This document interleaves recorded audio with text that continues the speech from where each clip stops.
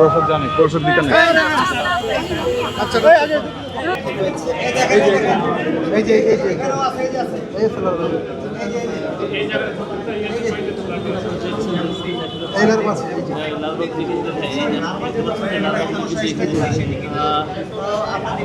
৳1,00,000 জরিমানা করা হয়েছে, অনাদায় জেল, 3 মাসের জেল। কাজে এগুলো এখন আমরা স্ট্রিক্টলি করবো ভাই, এখন আর উপায় নাই।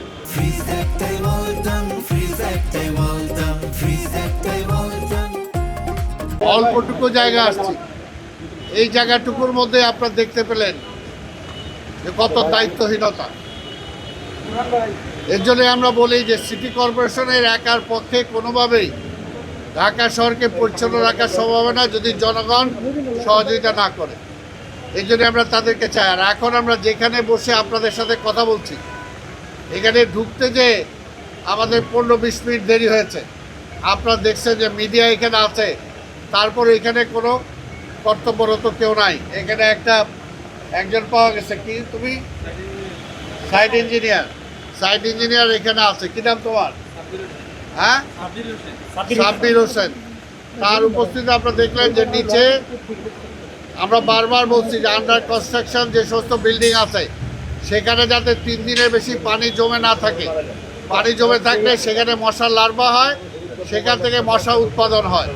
কিন্তু আমরা বলার পরও তাদের কোনো হেতায়েত নাই। এটা এর আগে কবে নোটিশ করে গেছেন? গত সপ্তাহে এই বিল্ডিংয়ে নোটিশ করা হয়েছে, তাদেরকে জানানো হয়েছে, ওয়ার্নিং দেওয়া হয়েছে, কিন্তু তারপর তাদের কেয়ারলেস। অর্থাৎ আইন তাদের কিছু ছুঁতে পারবে না, এমন একটা অবস্থা। এইভাবে হইলে তো হবে না।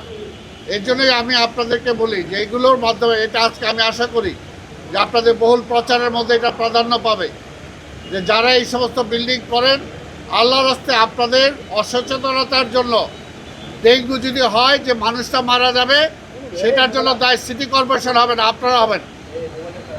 এই দায়টা নিতে হবে। এইখানে যদি ডেঙ্গুর এই ধানমন্ডিতে কোথাও কামড়ায় তাহলে সেটা কে দায় নেবে? এর জন্য বলবো যে এখন আজকের এই বিল্ডিংয়ের মালিক যারা আছে তাদেরকে অনুরোধ করব যে আপনারা আল্লাহর রাস্তায় সব পরিষ্কার করেন, পরিচ্ছন্ন করেন, তারপর এখানে কাজ করেন। আমরা চাই না যে কাউকে কোনো ক্ষতি করতে, আমরা কাউকে কোনো পানিশমেন্ট দিতে চাই না, ফাইন করতে চাই না। কিন্তু আপনাদের হাজারবার রিকোয়েস্ট করার পর যদি আপনারা না শুনেন, তখন আমরা কি করব বলেন?